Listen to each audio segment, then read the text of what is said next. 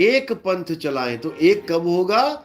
जब पहले पुरानी बोली हुई वाणी को हम खोलेंगे। इसीलिए मैं बोल नहीं रहा हूं, मैं खोल रहा हूं। वाणियों को खोला जा रहा है। और सारी वाणियों को, रहने दो उसको, सारी वाणियों को समझाकर एक किया जा रहा है। चाहे वो नानक साहब का शिष्य है, चाहे वो गरीबदास जी का शिष्य है, चाहे वो धर्मदास जी का शिष्य है, चाहे राधा स्वामी का है, चाहे रामपाल जी का है, चाहे किसी पंथ का है, निरंकारी का है। आज सारे भागे भागे आते आते हैं नाम लेने के लिए। क्यों आते हैं? क्योंकि हमने अलग पंथ चलाना ही नहीं है। हमने तो जो सारे पंथ चल रहे हैं इनको एक करना है। तब ये सारा संसार एक होगा, नहीं तो नहीं होगा। जितना मर्जी कोई बड़ा संत आ जाए अपनी वाणी लिख ले, तो उसकी वाणी के आधार पे एक नया पंथ चल पड़ेगा। एक नहीं कर पाएगा वाणी बोल के। वाणी खोल के एक किया जाता है। तो अब कर भी रहे हैं। हजारों लाखों चेले आते हैं भागे भागे नाम लेने। 20-20 साल, 30-30 साल, 50-50 साल पुराने शिष्य आते हैं। इसीलिए आते हैं क्योंकि अब उनको समझ में आ चुका है कि हमने अनेक होना ही नहीं था। हम गलती से अनेक हो गए। आए एक ही घाट, बाट से उतरे एक ही घाट, और बीच में दुविधा पड़ गई, हो गए 12 बाट। ये दुविधा जो पड़ी है इसी की वजह से 12 बाट है। और यही 12 पंथ काल के हैं। 12 पंथ काल फुरमाना, भूले जीव न जाए ठिकाना। ठिकाना नहीं समझ में आ रहा है, मंत्र जपने लग गए हैं। कबीर साहब ठिकाना बताने आते हैं। रहना नहीं देश बेगाना है, ये धरती कागज की पुड़िया, बूंद पड़े घुल जाना है। कहे कबीर सनो भाई साधो, सतगुरु नाम ठिकाना है। सतगुरु का जो नाम है, नाम ही ठिकाना है, नाम ही सतलोक है। जो नाम दिया जाता है वो नाम में समाना है। आपने समझो सतलोक पहुंच गए। क्यों? सुरत समाए शब्द में। शब्द क्या है? जो गुरु आपको देगा, उस शब्द में आपकी सूरत को समाना है। जपना नहीं है शब्द को कि तुम शब्द को जपते फिरो। जपने वालों को तो 84 में जाना पड़ जाता है। इसलिए साहिब ने कहा, मोको कहां ढूंढे रे बंदे, मैं तो तेरे पास में। ना मंदिर में, ना मस्जिद में, ना काबे कैलाश में, ना मैं जप में, ना मैं तप में।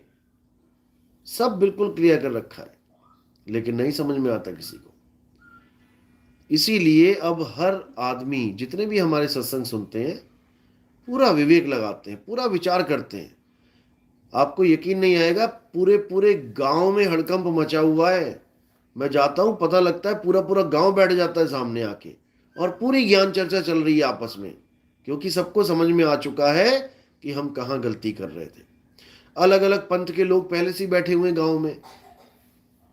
अब क्या होता है, पूरा दिन काम करते हैं, मेहनत करते हैं, शाम को आ जाते हैं बरगद के नीचे।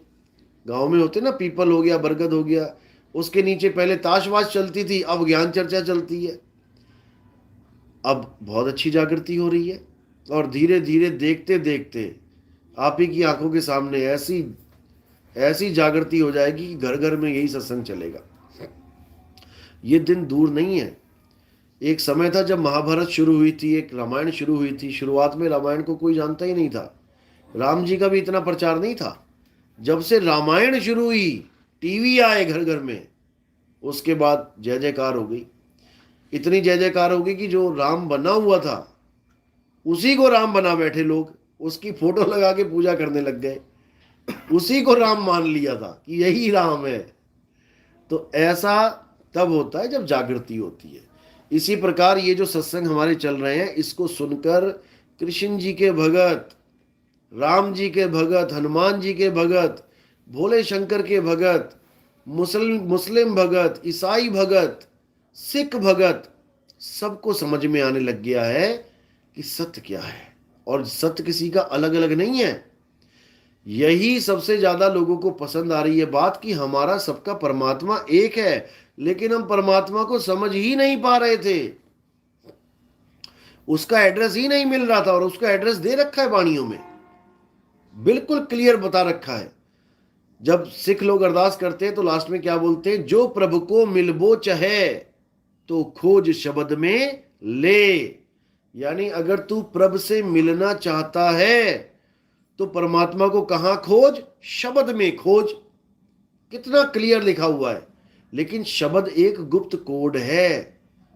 शब्द गुप्त कोड है। कौन खोलेगा? गुरु खोलेगा कि ये शब्द क्या है। अब लोग शब्द को समझ जाते हैं 52 अक्षरी शब्द। इसके लिए गुरु ग्रंथ साहब में क्या बोला है? 52 अक्षर जोरे आन, सक्या ना अक्षर एक पहचान। वो एक अक्षर तू पहचान नहीं पा रहा है जिसमें वो शब्द, जिसमें वो परमात्मा प्रभु छुपा है। उसी एक अक्षर में प्रभु छुपा है। उस एक अक्षर को जानना है और जो 52 अक्षर है उसको छोड़ना है। सोई गुरु पूरा कहावे, जो 2 अक्षर का भेद बतावे, एक छुड़ावे, ये 52 अक्षर छुड़वा देवे, जपना तपना छुड़वा देवे। एक लखावे, उस आदि अक्षर का लखाव करे, तब प्राणी निज घर को जावे। ये काया निज घर नहीं है। निज घर का मतलब होता है जिस घर में परमात्मा रहता है, वो मेरा निज घर है। अब सारे क्या बोल रहे हैं? तेरी काया में परमात्मा है, तेरे शरीर में परमात्मा है। पूछो कहां पे है तो कहते हैं यहां पे है। और अंत में तुम ये घर छोड़ के चले जाओगे। अगर ये मेरे परमात्मा का घर होता तो मुझे छोड़ना क्यों पड़ रहा है? ये मैं अपने परमात्मा का घर छोड़ के क्यों जा रहा हूं? यही समझ में नहीं आ रहा लोगों को। जो निशाना यहां का लगा दे, समझ लो कि उसने तुम्हें मन का गुलाम बना दिया। यहां पर मन बैठा है, परमात्मा नहीं बैठा है। यहां पर ज्योत जग रही है, ये ज्योत ही मन है। मन तू ज्योत स्वरूप है, अपना मूल पछाण। नानक साहब की वाणी है कि हे मन, तू ही ज्योत स्वरूप है। तू कहां से आया है वो जान। कैसे जानेंगे?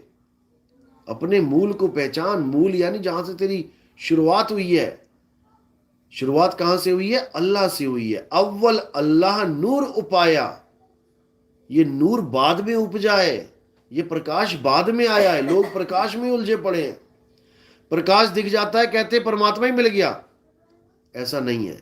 अव्वल अल्लाह नूर उपाया, कुदरत के सब बंदे, एक नूर से सब जग उपजिया, कौन भले कौन मंदे। उस नूर से ये दुनिया बनी है। उस नूर को काल निरंजन जानो। उस प्रकाश को जिसने 3 लोक की सृष्टि बना दी है। 3 लोक एक जेल है, पाप पुण्य 2 जाल, सारा जग भोजन बना, खाने वाला काल। अब ये काल कैसे खाता है? विराट रूप में बिल्कुल स्पष्ट दिखा रखा है। आप तो रामपाल जी के शिष्य हो, विराट रूप तो अच्छी तरह देख रखा है ना कि हे अर्जुन, मैं बड़ा हुआ काल हूं, सारी सृष्टि को मैं ही खाता हूं। और अर्जुन क्या देख रहा है? उस काल के स्वरूप में। यानी वो कृष्ण को मत समझना कि कृष्ण जी है वो, उस वक्त स्वरूप काल भगवान का है वो।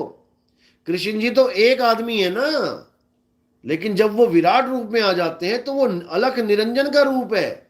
जैसे फौज और फौजी, एक फौजी को फौज मत समझ लेना। फौजी का रूप अलग है और फौज का रूप अलग है। तो इसी प्रकार कृष्ण जी जब एक होते हैं, सिंगल पीस में होते हैं, तो उसको कृष्ण तुम कह सकते हो।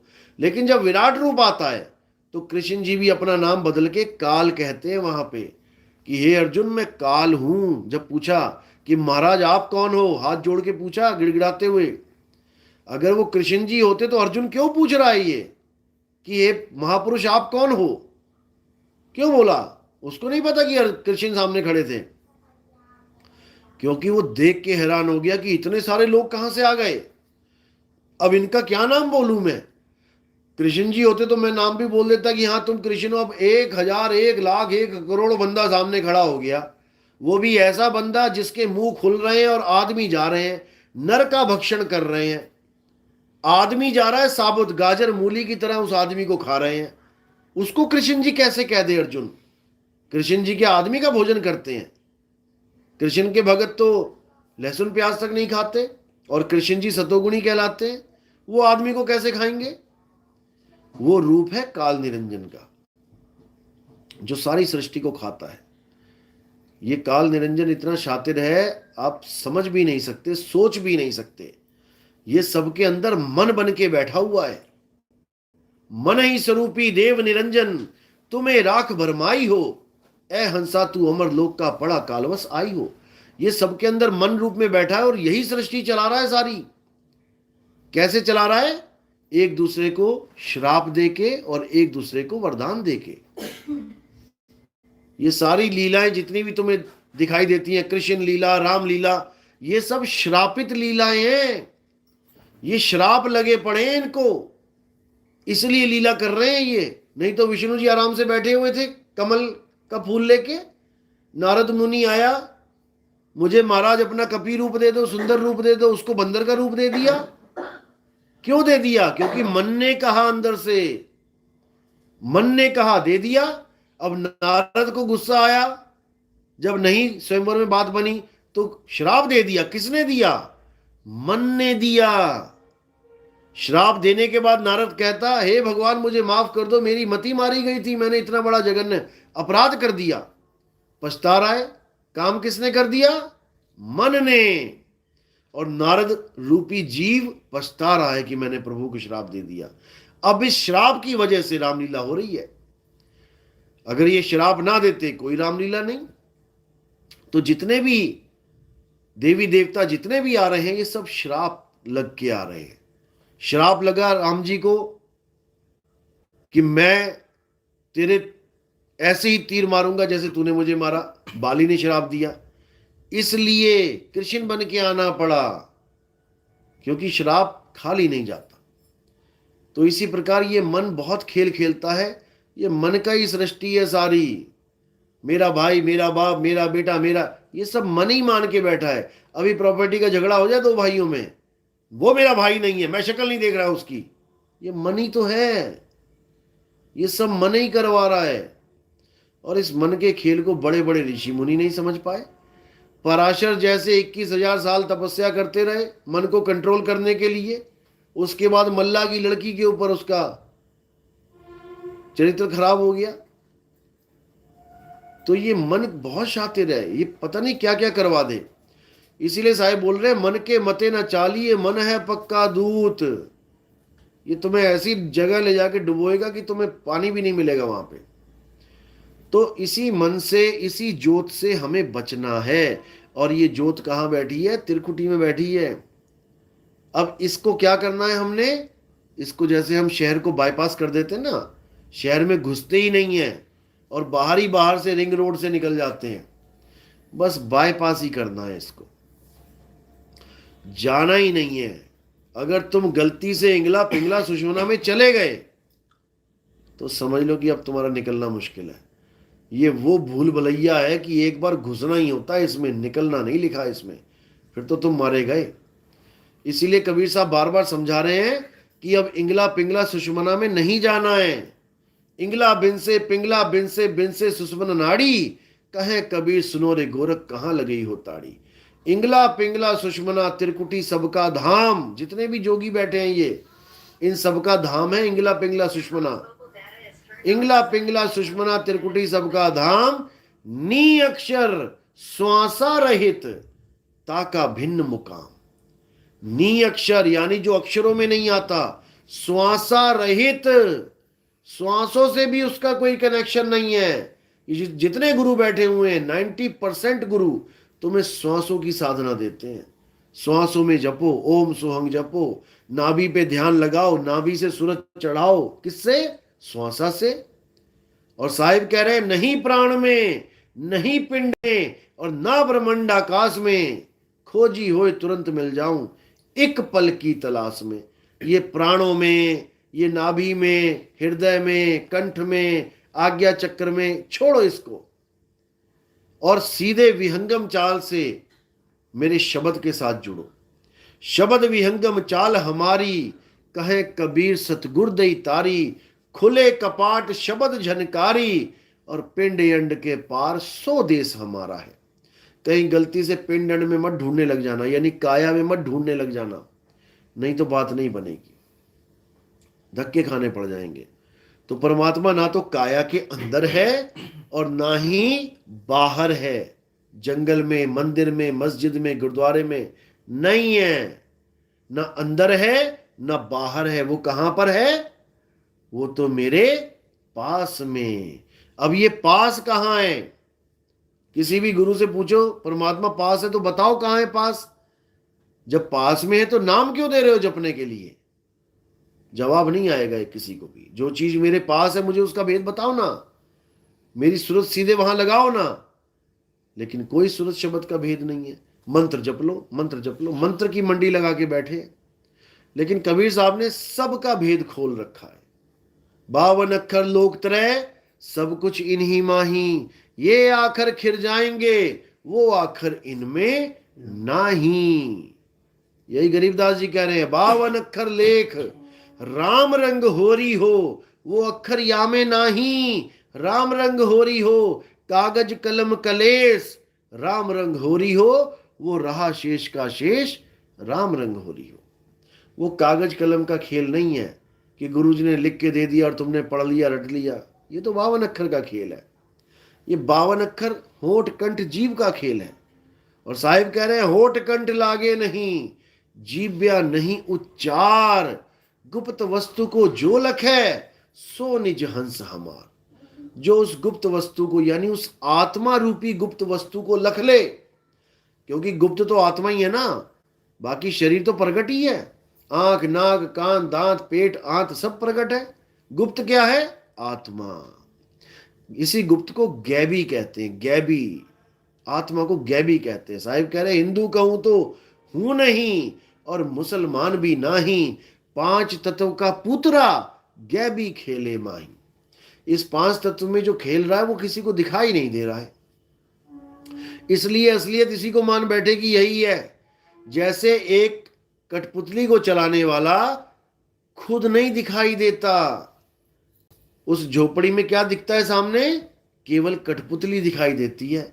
तो हम कठपुतली को ही असलियत मान बैठे हैं कि कठपुतली ही असली है, ये जिंदा है, ये जिंदा है, ये जिंदा है। और जो रस्सी ऊपर जा रही है डोर, वो जो चला रहा है वो दिखाई नहीं दे रहा है। इसलिए हम कठपुतली को जिंदा मान के बैठ गए हैं। अगर हमें डोर चलाने वाले का पता लग जाए तो पता लग जाएगा कि जिंदा वो है, कठपुतली जिंदा नहीं है।